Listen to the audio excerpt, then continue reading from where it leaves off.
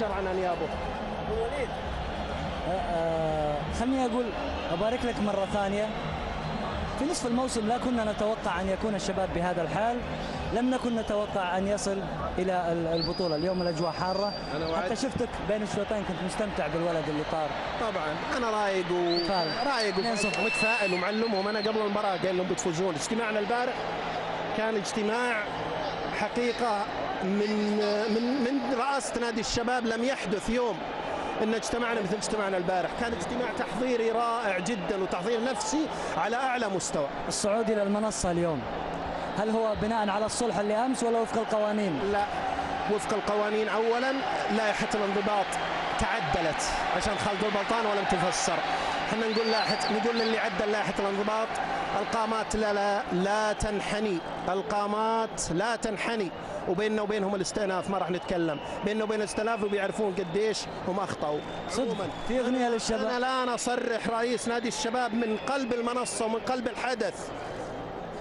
في اغنيه يقولون قال واقدح من راسي. صدق هذه اغنيه؟ في اغنيه طالعه بهالاسم للشباب؟ نعم، في اغنيه انا بهديها لجمهور الشباب، اهديت لي حقيقه وفاجاتني اليوم المغرب، وبمشيئه الله سيقدح فيها الجميع اليوم كل الشبابيين بعد هذه المباراه ان شاء الله. من كلماتها نقدح من راسي؟ لا من كلمة أنا ماني بشاعر. لا من كلماتها فيها بجزء من والله ما سمعتها على خفيف ولا اهتميت فيها. المهم انها اغنيه بمواجهه الحدث، والمهم انها الشعور. هالجمهور الكبير اللي جاء اليوم طلع فرحان، وثبت اليوم لما انا قلنا ان الشباب دائما كعبه عالي، معناه الشباب دائما كعبه عالي. هل الفوز طعم اخر كونه امام الاهلي؟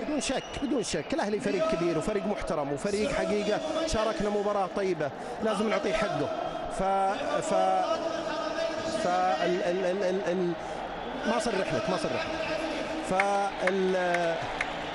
يعني بامانه الله يعني الاهلي قدم مستواه، قدم اقصى ما يستطيع، لكن بحضور الشباب وهذا التحضير الرائع للعيبه اللي اشكرهم فرد. اشكر سمو الامير خالد بن سلطان على دعمه واتصالاته الدائمه حقيقه. ابو فيصل الفرحه فرحتين. مقاطعه ابو الوليد، هذه هديه لابو الوليد اللي يستاهلها صراحه. الله يطول عمره. هذا تاج رؤوسنا في الشباب. الله يسلمك. شكرا لك.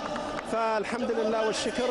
يعني اهدي هالكاس ايضا لسمو الامير خالد بن سلطان، لجميع الشبابيين، لجميع اعضاء الشرف، لجميع المحبين، لكل مشجع لدينا صغير او كبير. الحمد لله هذا. واحنا السنه هذه سنتنا ما هي طيبه.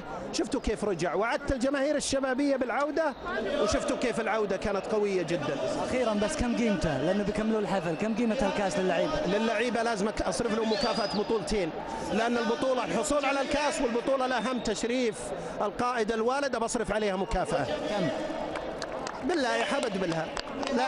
لا بنصرف لهم مكافاه بطولتين، لان انا ارى تشريف سيدي خادم الحرمين الشريفين اليوم بطوله، وانا بصرف مكافاه اللاعبين على هالبطوله. طارق معهم في المكافاه بدون شك. بيقعد. لا تكلمني عن جلوسهم وعدم جلوس. يلا يا عبد الرحمن عندك. الله يحييك. معليش سامحنا وليد.